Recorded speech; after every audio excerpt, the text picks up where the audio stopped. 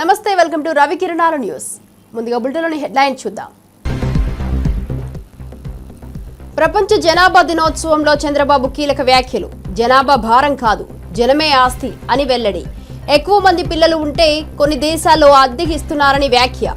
ప్రతిపక్ష నగదు బహుమతి ఇస్తున్నారని తెలిపిన సీఎం.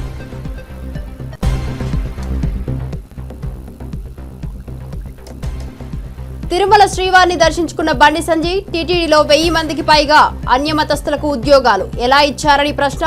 వారిని ఉద్యోగాల నుంచి వెంటనే తొలగించాలని డిమాండ్.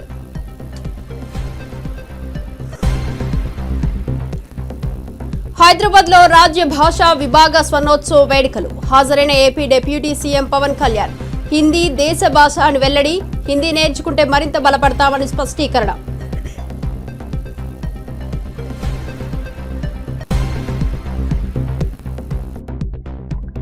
ఎన్నికల్లో బీసీ రిజర్వేషన్లపై తెలంగాణ కేబినెట్ కీలక నిర్ణయం. స్థానిక సంస్థల్లో బీసీలకు 42% రిజర్వేషన్ల అమలు అని వెల్లడి. రిజర్వేషన్లు అమలు చేశాకే స్థానిక ఎన్నికలని ప్రభుత్వ స్పష్టీకరణ.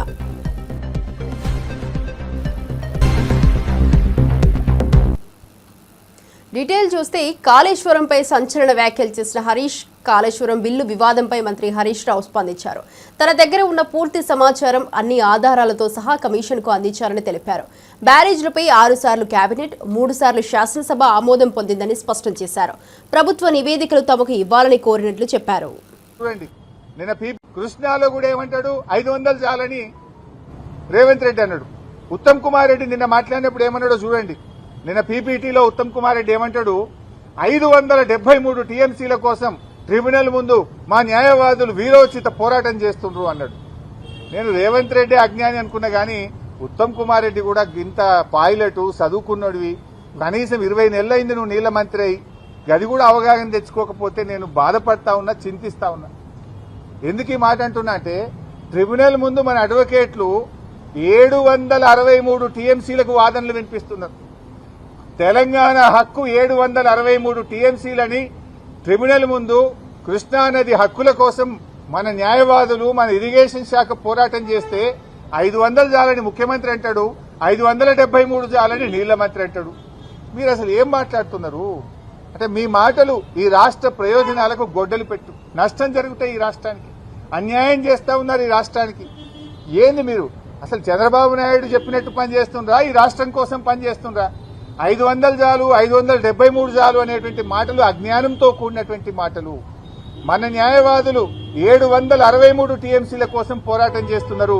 ఇంకోసారి అజ్ఞానాన్ని వీడండి, బాగా చదువుకొని డిపార్ట్మెంట్ తో మాట్లాడి మీరు మాట్లాడండి. కృష్ణాలో కూడా ఏమంటాడు, 500 చాలని రేవంత్ రెడ్డి అన్నాడు. ఉత్తమ్ కుమార్ రెడ్డి నిన్న మాట్లాడినప్పుడు ఏమన్నాడో చూడండి. నిన్న పీపీటీలో ఉత్తమ్ కుమార్ రెడ్డి ఏమంటాడు, 570 టీటీడీలో అన్యమతస్థులకు ఉద్యోగాలు ఇవ్వడం సరికాదని కేంద్ర మంత్రి బండి సంజయ్ తీవ్రంగా మండిపడ్డారు. ఇది హిందువుల ఆస్తి హక్కుగా పేర్కొన్నారు. ఇతర మతస్థుల వల్ల ఆచార వ్యవహారాల్లో ఇబ్బందులు వస్తున్నాయని వ్యాఖ్యానించారు. వెంటనే అడ్డుకట్ట వేయాలని డిమాండ్ చేశారు.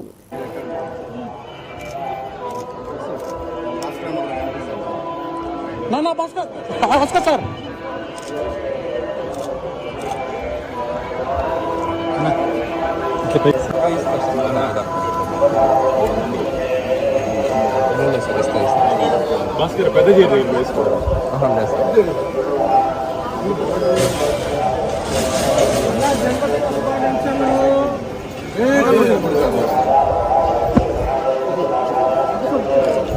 ఫోటో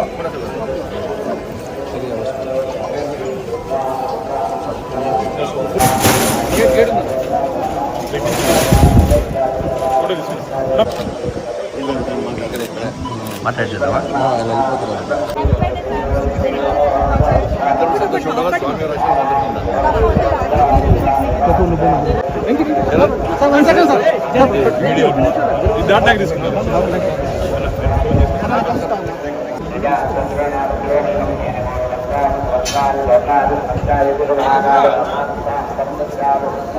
కార్లో మెట్లు దగ్గర చెప్పేసి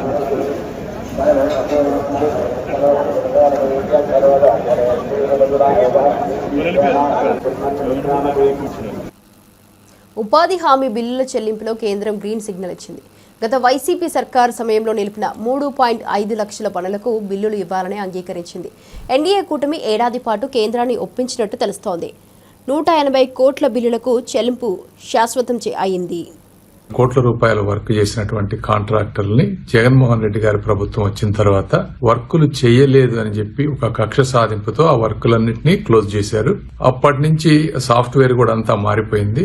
గత 6 సంవత్సరాలుగా వారికి పెండింగ్ బిల్లులు రాలేదు. కూటమి ప్రభుత్వం వచ్చిన తర్వాత మళ్ళీ ఆ పాత సాఫ్ట్వేర్ అంతా తీసుకొచ్చి సెంట్రల్ గవర్నమెంట్ లో ఉన్నటువంటి రూరల్ డెవలప్మెంట్ అధికారులు, స్టేట్ గవర్నమెంట్ అధికారులు కోఆర్డినేట్ చేసుకుని ఆ వర్క్స్ అన్ని ఈ రోజు రీఓపెన్ చేశాం. ఈ వర్కులకు సంబంధించి 180 కోట్ల రూపాయలు పెండింగ్ సెంట్రల్ గవర్నమెంట్ నుంచి స్టేట్ గవర్నమెంట్ కు వస్తుంది.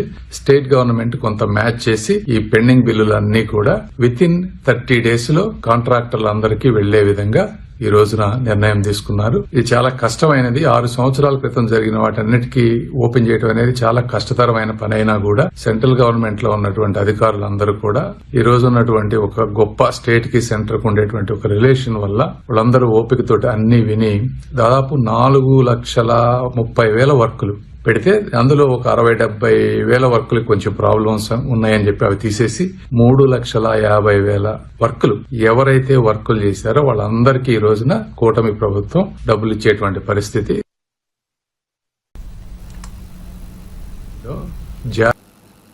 వైఎస్ జగన్ ప్రజాపక్ష నేత అని, ఎల్లప్పుడూ బాధ్యత ఉన్న నాయకుడని వైఎస్ఆర్ గుర్తు చేస్తూ వైఎస్ఆర్ కుటుంబంపై ఎల్లో మీడియా అవాస్తవాలు ప్రచారం చేస్తోందని కాసు మహేష్ రెడ్డి ధ్వజమెత్తారు.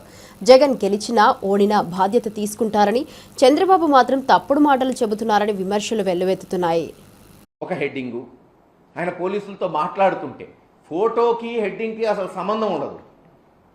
రప్ప అంటూ రెచ్చిపోయిన జగన్ ప్రశాంతంగా మాట్లాడుతున్నాడు అక్కడ పోలీసులతో. వీళ్ళు మటుకు వీళ్ళేదో ఇన్నట్టు పక్క నుండి విలేకరులు వీళ్ళకే వినపడేటట్టు.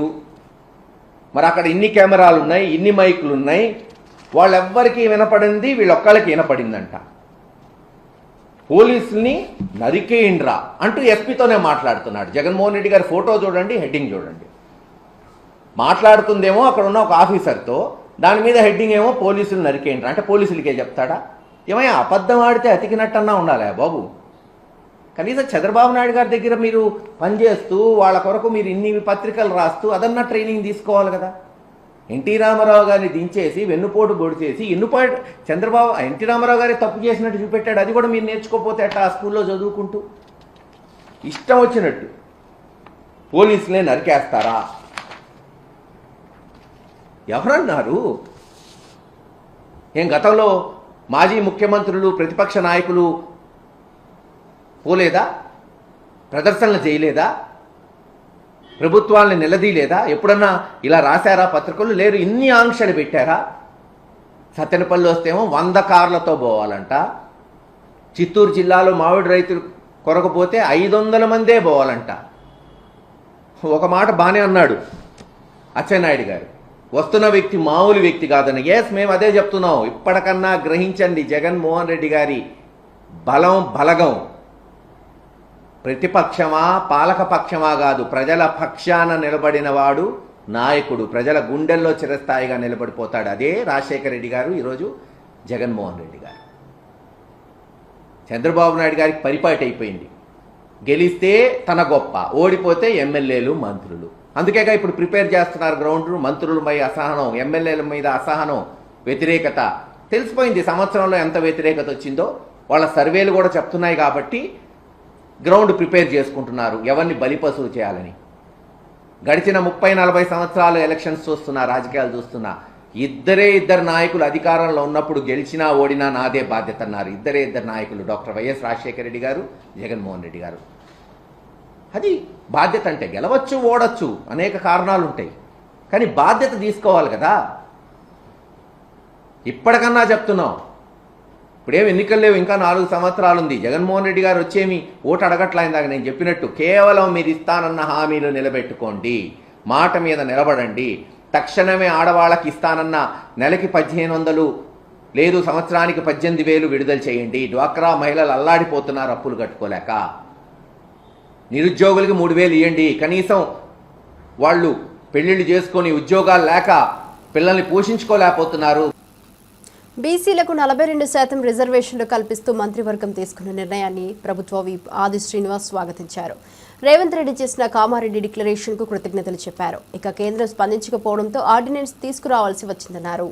ముఖ్యమంత్రి శ్రీ రేవంత్ రెడ్డి గారు ప్రత్యేక చొరవతోటి 2018 పంచాయతీరాజ్ చట్టాన్ని సవరిస్తూ ఒక ఆర్డినెన్స్ తీసుకురావడం ఇది అభినందనీయ మాట సందర్భంగా చెబుతూ, కామారెడ్డి డిక్లరేషన్ అప్పుడు బీసీలకు 42% రిజర్వేషన్ ఇస్తామని చెప్పి మహేష్ కుమార్ గౌడ్ గారి నోట ఆనాడు వర్కింగ్ ప్రెసిడెంట్ హోదాలో పీసీ పెండు ఉన్నప్పుడు వారి చొరవ కూడా ఈ సందర్భంలో గుర్తు చేస్తూ 2018 పంచాయతీరాజ్ చట్టాన్ని సవరిస్తూ ఆర్డినెన్స్ తీసుకురావడం, రాబో రోజుల్లో జరగబోయే ఎన్నికల్లో ఈ చట్టం వల్ల 42% బీసీలకు ప్రయోజనాలు ఉనగూరేటువంటి సందర్భాన్ని గుర్తు చేస్తూ రాష్ట్ర అసెంబ్లీలో బీసీలకు 42% బిల్లును బీసీ సంక్షేమ శాఖ మంత్రి పొన్నం ప్రభాకర్ గారు ప్రవేశపెట్టినప్పుడు ఆ 42% బిల్లును బలపరిచేటువంటి అవకాశం, మాట్లాడే అవకాశం ఒక బీసీ బిడ్డగా నాకు రావడం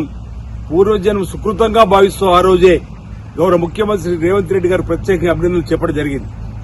ఈరోజు రాష్ట్ర శాసనసభలో బిల్లును ఆమోదింప చేసుకుని కేంద్ర ప్రభుత్వానికి పంపిస్తే ఇప్పటి వరకు కేంద్ర ప్రభుత్వం ఆ 42% సంబంధించిన దానిపైన తమ చిత్తశుద్ది నిరూపించుకోలేరు.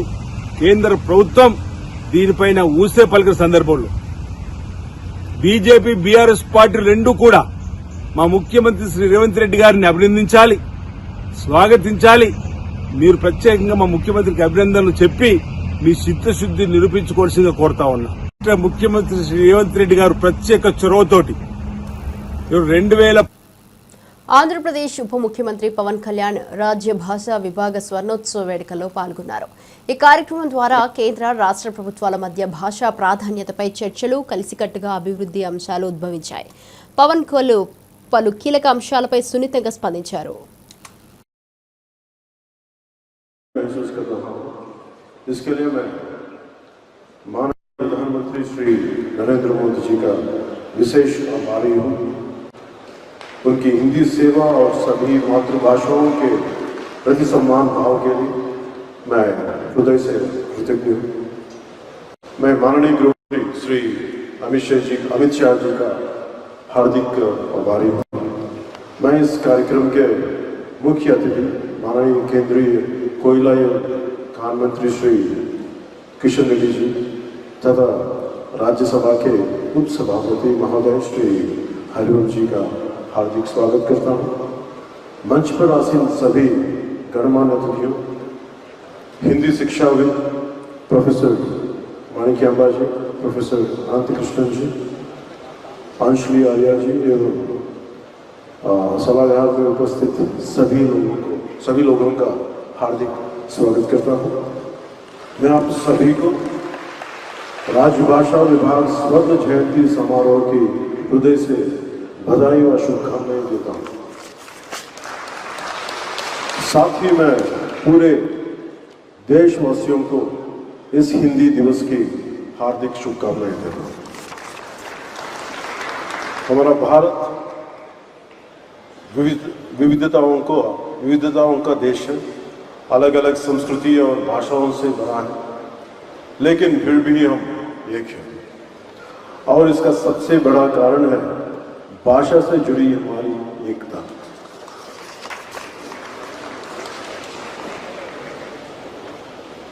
वो कहते हैं ना, कोस कोस पर बदले पानी, 4 कोस पे वाणी. ऐसा ही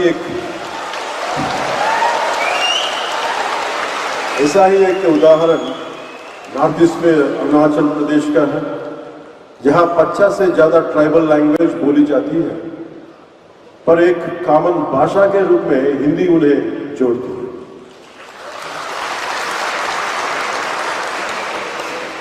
हिंदी से जुड़ा एक కాకినాడ జీజీహెచ్లో 15 మంది యువకులు మద్యం మత్తులో ప్రవేశించి గాయపడ్డ యువకునిపై దాడి చేశారు. 2 వర్గాల మధ్య ఘర్షణ తర్వాత ఆసుపత్రిలో వాగ్వాదం, భయోందరణ చోటు చేసుకుంది. పోలీసులు యువకులను అదుపులోకి తీసుకున్నారు.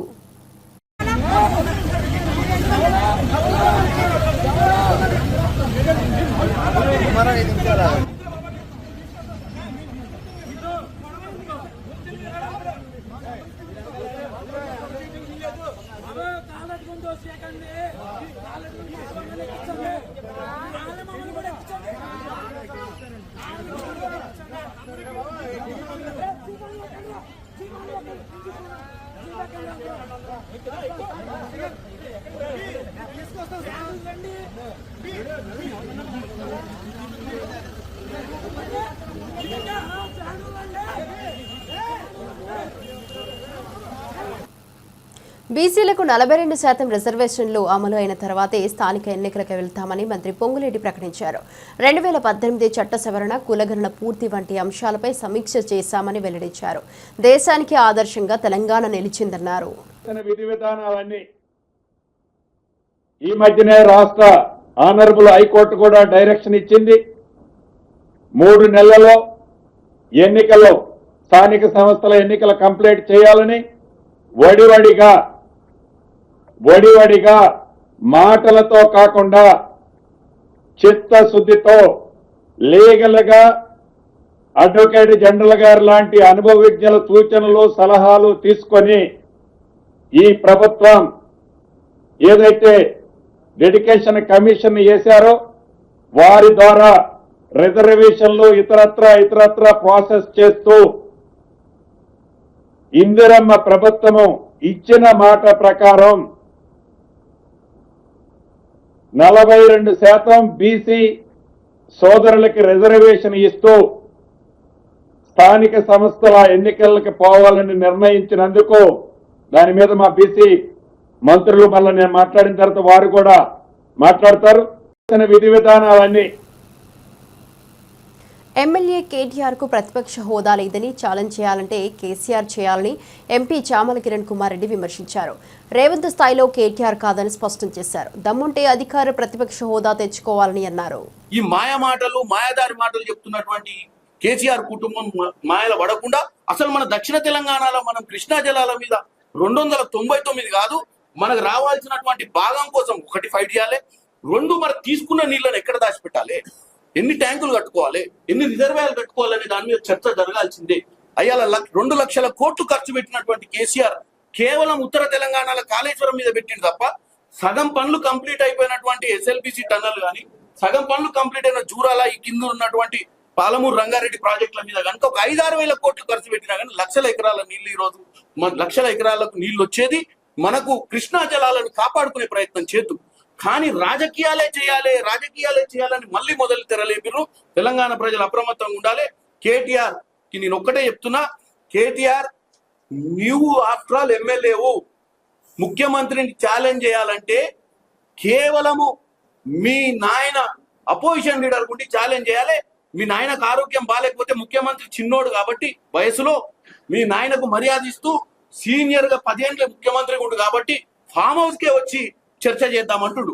మీరు ఊకేనే నువ్వేదో ముఖ్యమంత్రి అయితా అని పగటి కలలు కానీ ఊకే వచ్చి ప్రెస్ మీట్లు పెట్టి ముఖ్యమంత్రిని ఛాలెంజ్ చేస్తే ముఖ్యమంత్రి అయితా అన్న పిచ్చి ఆలోచనలకు వెళ్ళి బయటకు వచ్చి నువ్వు ఫస్ట్ మీ నాయన ఒకవేళ రాలేను, నేను చర్చలు కూడా పాల్గొనలేను, నాకు ఓపిక లేదని చెప్తే నువ్వు పోయి మీ నాయన దగ్గర ప్రతిపక్ష హోదా ఈ మాయా. ఆంధ్రప్రదేశ్ సచివాలయం సమీపంలో జరిగిన ప్రపంచ జనాభా దినోత్సవ వేడుకలకు ముఖ్య అతిథిగా సీఎం చంద్రబాబు హాజరయ్యారు.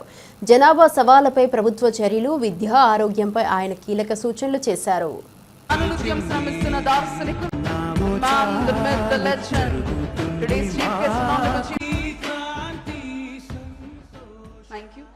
Welcome, sir. Thank you so much for attending and enhancing the elegance of the program. I now invite other dignitaries.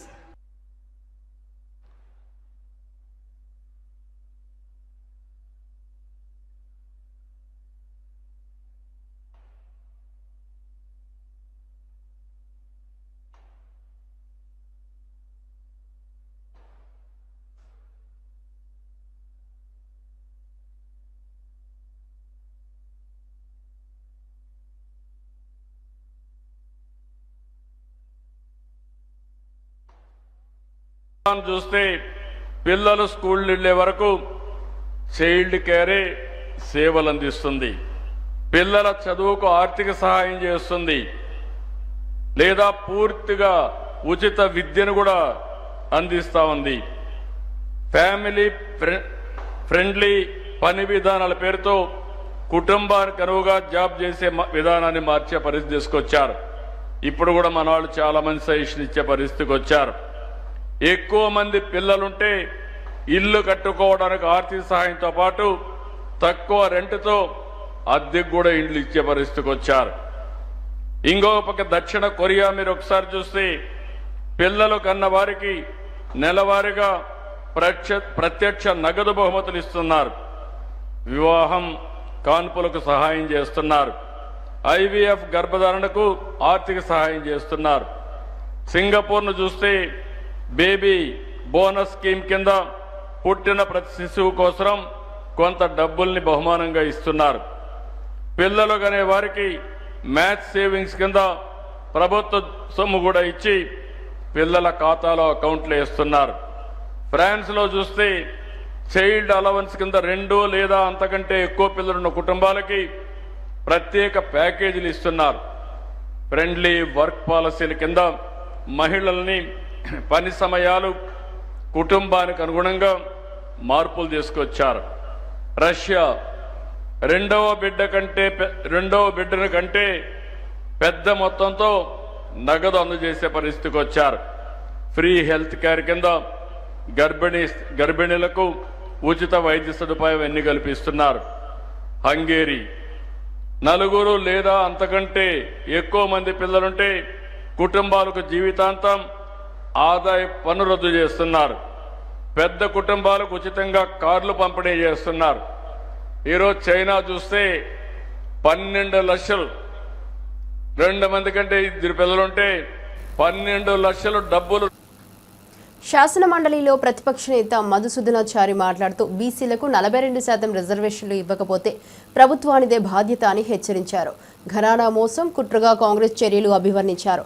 Quota అమలు చేయకపోతే ఉద్యమాలు తప్పవని చెప్పారు. ఓట్లు కొల్లగొట్టడం కోసం ఆ రోజు ఇచ్చినటువంటి హామీ మేము అధికారంలోకి వస్తే 42% రిజర్వేషన్లు అమలు చేస్తామనేటువంటి హామీ. ఈ 2 సంవత్సరాల కాలం దాదాపు కాంగ్రెస్ అధికారంలోకి వచ్చి 20 మాసాలు గడుస్తూ ఉన్నది. మొదట్లో వాళ్ళు చెప్పింది అధికారంలోకి వచ్చినటువంటి మరుక్షణంలోనే ఈ ప్రక్రియ ప్రారంభిస్తూ ఉన్నారు. ఈ రోజు నిన్నటి నిర్ణయం తర్వాత కనబడుతున్నది ద్రోహంతో కూడుకున్నటువంటి కుట్ర. 20 మాసాల కాలంలో ప్రతి సందర్భంలో కూడా ద్రోహం చేసింది. మేము అనేక సందర్భాల్లో చెప్పినాం. దేశంలో జరిగినటువంటి రిజర్వేషన్ల విషయంలో వివిధ రాష్ట్రాలు చేసినటువంటి ప్రయత్నాలు, కోర్టుల పరంగా ఎదురైనటువంటి ప్రతిబంధకాలను కూడా వారి దృష్టికి తీసుకొస్తే మేము వీటన్నిటిని అధిగమించి తప్పకుండా తూచా తప్పక 42% రిజర్వేషన్లు అమలు చేసి తీరుతామన్నారు. శాసన మండలి శాసనసభల్లో బిల్లును పాస్ చేసుకున్నప్పుడు కూడా అనుసరించాల్సినటువంటి విధానం గురించి మా సలహాలు కూడా ఇవ్వడం జరిగింది. కాంగ్రెస్ పార్టీ రాష్ట్రంలో అధికారంలో ఉంది. ఏం చేసిండ్రు ఈ 3 మాసాల కాలంలో?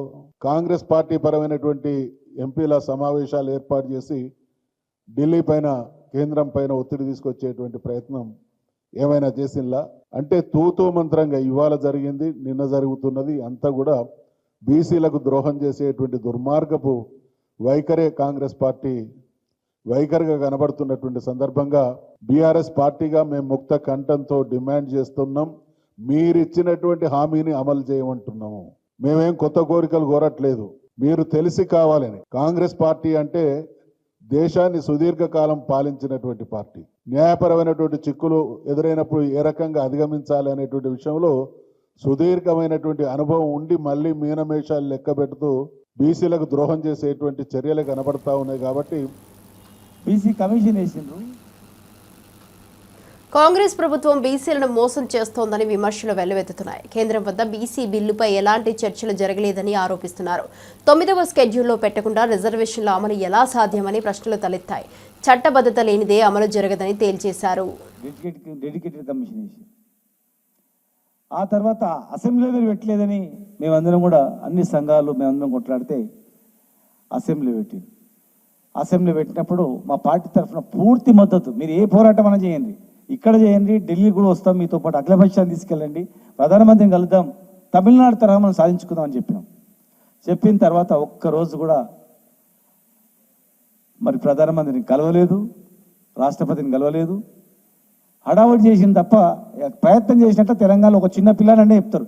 ఢిల్లీలో పోయి 42% గురించి ఏమైనా అడిగినరా చేసిందంటే అడగంది ఎవరు, అమ్మ కూడా అన్నం పెట్టదు. మరి ఈరోజు సడన్గా క్యాబినెట్ సమావేశాలు పెట్టి గవర్నర్ ఆర్డినెన్స్ అంటున్నారు. ఇదే గవర్నర్ గారు రాష్ట్రపతికి పంపిండు, అక్కడ పెండింగ్లో ఉంది. మళ్ళీ మీరు ఇప్పుడు ఆర్డినెన్స్ అని చెప్తున్నారు. ఆర్డినెన్స్ జియో ఇచ్చి ఆర్డినెన్స్ ద్వారా తెస్తామంటున్నారు. గతంలో 2018లో 396 జియో ద్వారా 34% పెంచి ఇదే మేము గవర్నర్ ద్వారా మేము రిజర్వేషన్ ఇచ్చి పెంచి ఇద్దామనే ప్రయత్నం చేస్తే స్వప్నారెడ్డి అనే ఒక పిటిషనర్ హైకోర్టులో వేసి కొట్టేశారు. ఈ 396 మీలాగా మేము ఇచ్చిన జియో ఆల్రెడీ కొట్టేయంగా సుప్రీంకోర్టుకి వెళ్తే సుప్రీంకోర్టు కూడా మీరు విత్డ్రా చేసుకుంటారా అని చెప్పి బెదిరించి విత్డ్రా చేయించుకోగా, మహారాష్ట్రలో కూడా సేమ్ జియో ఇస్తే ఎలక్షన్ నోటిఫికేషన్ తర్వాత కూడా రద్దు చేయంగా, మీ కళ్ళ ముందర కనిపించంగా, తమిళనాడులో 3 సార్లు ఆంక్షలు పెట్టంగా మళ్ళీ విత్డ్రా చేయంగా, పాట్నాలో దేశంలో అనేక రాష్ట్రాల్లో బీసీలకు రిజర్వేషన్ ఇస్తామని చెప్పి అన్నీ కూడా కోర్టు నుంచి ఫెయిల్ అయిన అన్ని అనుభవాలు పెట్టుకొని మీరోజు చట్టబద్ధతతో ఇస్తామని చెప్పి హామీ ఇచ్చి ఏ చట్టబద్ధత మరి చట్టబద్ధత లేదనుకొని అసెంబ్లీలో పెట్టినరా, కమిషన్ వేసినరా?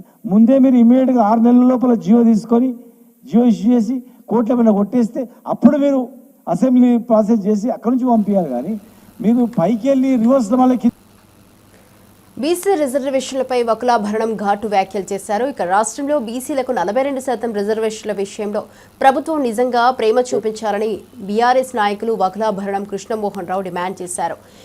రీసర్వే నిర్వహించి స్వతంత్ర కమిషన్ ద్వారా అధ్యయనం చేయించాలని, కాంగ్రెస్ ప్రభుత్వం చెప్పిన ప్రకారమే చేస్తే ప్రజలు గందరగోళానికి లోనవుతారని విమర్శించారు.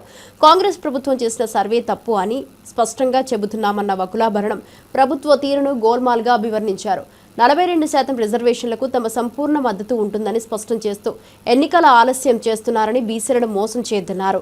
ఇక రిజర్వేషన్లు అమలైన తర్వాతే స్థానిక సంస్థల ఎన్నికలు నిర్వహించాలని డిమాండ్ చేశారు. ఈ వ్యాఖ్యలతో బీసీ రాజకీయాలు తెలంగాణలో మరింత వేడెక్కుతున్నాయి. ఒక జడ్జిమెంట్ వచ్చింది కాబట్టి మీరు రాష్ట్రపతి గారి దగ్గరికి వెళ్ళి మీరు అఖిలపక్షాన్ని కల్పించి లేకపోతే ఏం లోటుపాట్లు ఉన్నాయనేది చెప్పి ఆ బిల్స్ని తీసుకొచ్చే ప్రయత్నం చేయాల్సి ఉండే. లేదా రాజ్యాంగ నిపుణులతో మాట్లాడండి, మరి డీమ్డ్ అసెంట్ అవుతుందా? అవుతే తీసుకొచ్చి వెంటనే మరి జీవోలు ఇచ్చేసి ఎలక్షన్లకు పోండి, 42% ఇవ్వండి. మీరు అసెంబ్లీ జరుగుతున్నప్పుడేమో అవన్నీ చేయరు, అసెంబ్లీలో ఏది టేబుల్ చేయరు, ప్రజలకు ఏది స్పష్టంగా చెప్పరు, అన్ని పద్ధతులు తప్పు పాటిస్తారు, చట్టబద్ధంగా రాజ్యాంగబద్ధంగా ఉన్నాయని తప్పులు పట్టించి ఇవాళ మీరు ఏం చేయాలనుకుంటారు? బీసీలకు మోసం చేయడం తప్ప, దగా చేయడం తప్ప, ఇది గరానా మోసం తప్ప మరొకటి కాదు. కాబట్టి దీని మీద మళ్ళీ మనం తప్పనిసరిగా మళ్ళీ అన్ని విషయాలు చర్చించుకుందాం. కానీ ఇవాళ రాష్ట్ర ప్రభుత్వం బీసీలకు మోసం చేసుడు పనిచేసి 42% ఎట్లు ఇస్తారని ఇప్పటికైనా రాజ్యాంగ నిపుణులతో మాట్లాడండి. మీరు చట్ట సవరణ ఎట్లా చేస్తారో చాలా స్పష్టంగా మీరు ప్రజలకు చెప్పండి. మేము ఇవాళ అంటున్నాం, నీ డెడికేటెడ్ కమిషన్లు రాంగు, నీ ప్రణాళిక విభాగం చేసినటువంటి సర్వే తప్పు, అది ఎక్కడా నిలబడదు. కాబట్టి నువ్వు ఇవాళ ఇప్పటికైనా రియలైజ్ అయ్యి ఈ రేవంత్ రెడ్డి గారి ప్రభుత్వానికి కనుక బీసీల మీద ప్రేమ ఉంటే మీరు మళ్ళీ మొత్తం రీస్కెడ్యూల్ చేసుకోండి విషయానంతా కూడా. మళ్ళీ ఆర్టికల్ 340 ప్రకారమా, లేదా కమిషన్ ఆఫ్ యాక్ట్ 1952 ప్రకారమా, లేకుంటే స్టాటిస్టికల్ యాక్ట్ 2008 ప్రకారమా ఓ కమిషన్ వేయండి, మళ్ళీ సర్వే చేయించండి. నువ్వు సర్వే చేసి కమిషన్లకు ఇస్తే, కమిషన్ చేస్తే కంటెంపరానియస్ కాదు. కమిషన్ తన యొక్క మేధస్సును ఉపయోగించి ఎక్స్పర్ట్స్ని పెట్టుకొని తనదైనటువంటి పద్ధతిలో కమిషన్ స్వతంత్రంగా నివేదిక ఇవ్వాలి. నువ్వు ఇచ్చినటువంటి లెక్కల ప్రకారం ఇవ్వడం అనేటువంటిది ఉండదు. ఇవాళ మేము ఇంకోటి ప్రశ్నిస్తా ఉన్నాం. ఇది జరుగుతుండగా జస్టిస్ సుదర్శన్ రెడ్డి కమిటీ అనేది ఒకటి కొత్తగా వచ్చింది. ఇప్పుడు నీ సర్వే రిపోర్టే తప్పు అని మేమంటుంటే, నీ ప్రభుత్వం చేసే అధికారం లేదని మేమంటుంటే, నువ్వు జస్టిస్ సుదర్శన్ రెడ్డి గారి కమిటీ ఎక్కడిది? ఈ సుదర్శన్ రెడ్డి గారి కమిటీ ఏ జీవో ద్వారా వచ్చింది? దానికి ఇచ్చిన టర్మ్స్ ఆఫ్ రిఫరెన్స్ ఏమిటి? కాబట్టి ఇదంతా కూడా గోల్మాల్ చేసేటటువంటి ప్రయత్నం చేస్తున్నారు. ఇవి ఇప్పటివరకు బులెటిన్ అప్డేట్ చూస్తూనే ఉండండి రవి కిరణాలు న్యూస్.